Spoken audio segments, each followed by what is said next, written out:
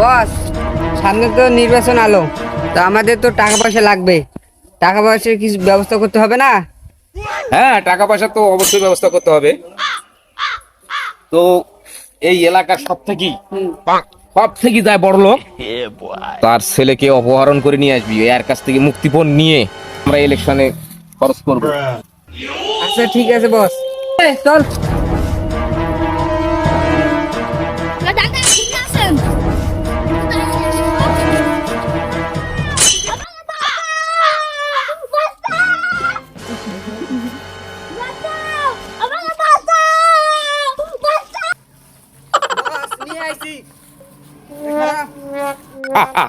তোরা আমার যোগ্য যোগ্য কর্মী, তোরা আমার যোগ্য কর্মী, তোরা আসিস বলেই আমার আজ এত কিছু।